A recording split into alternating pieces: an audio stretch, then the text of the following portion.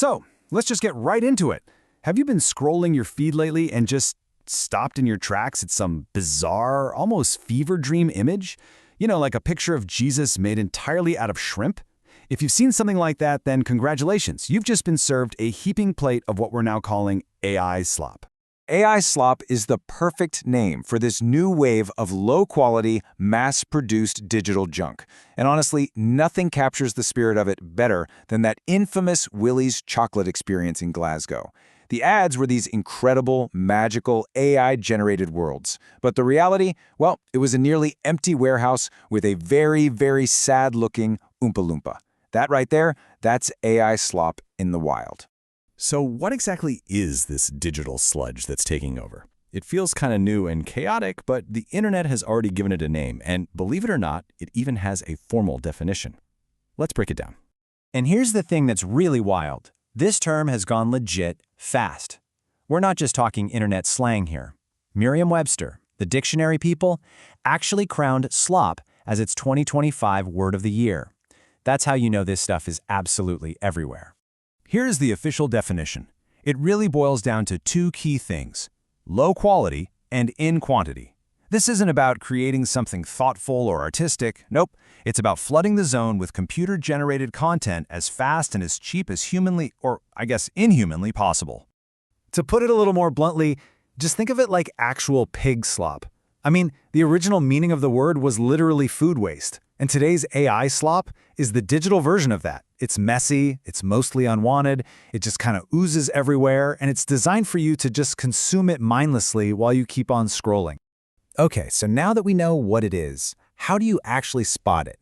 I'm going to give you a quick and easy toolkit so you can identify AI slop before you accidentally end up sharing it. We're going to use a simple three-step process here. First, we've got the anatomy check, where we look for all the weird physical stuff. Second is the context check, just asking yourself if what you're seeing even makes sense. And finally, there's the text check, where we look at the words themselves for some classic AI giveaways. All right, first up, the anatomy check. For all its power, AI still really struggles with the details of the human body, especially hands. So look for extra fingers, like on this zombie Santa from a Call of Duty loading screen. You might also spot some seriously weird bone structures or limbs that just bend in ways they should not bend. It's a dead giveaway every single time. Next is that context check I mentioned. Before you get into the weeds, just ask yourself, is this even plausible? An image of the Pope wearing a giant, stylish puffer jacket? Yeah, it went viral, but a quick reality check tells you it's almost certainly fake. Once you do that, you can move to our third step, the text check. AI writing has its own strange habits.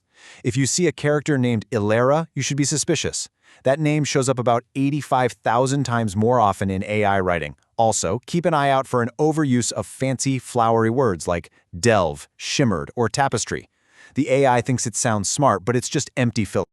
And this is the really important part. This isn't just about a few weird pictures on social media. Slop is seeping into pretty much every corner of our digital lives, and a lot of the time, we don't even recognize it right away. Take politics, for instance.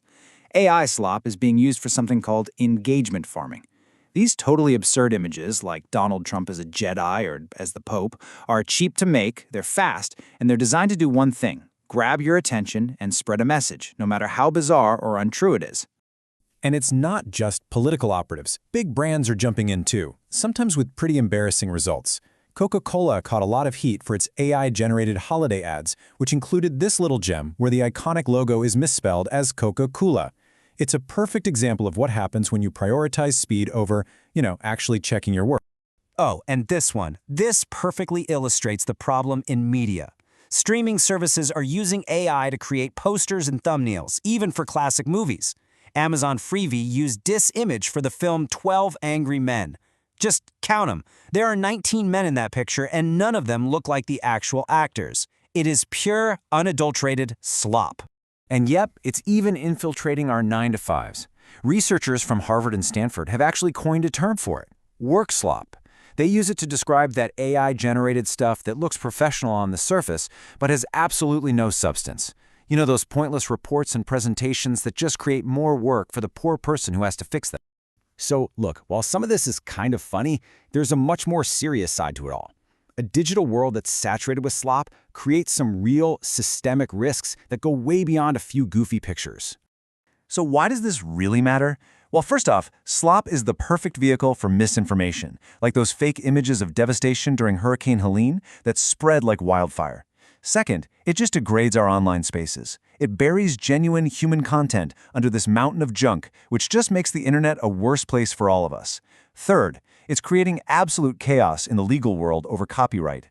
And finally, it actually poses a very real, kind of existential threat to AI itself. Let's dig into that last point, because it might be the most mind-bending one of all. The biggest technical danger here is a concept called AI model collapse, and it's basically the risk of AI eating its own tail. So here's how it works. AI models learn by training on enormous amounts of data from the internet. But what happens when the internet becomes filled with their own AI-generated slop? The models start training on their own flawed synthetic creations. This kicks off a vicious cycle. The AI actually gets dumber. It forgets the original data, and it starts spitting out more and more homogeneous, distorted junk.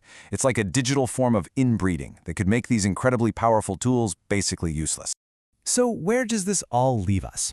What does this mean for the future of the internet? Are we just heading for a full-on slopocalypse? Let's look at the numbers and figure out what, if anything, we can do about it.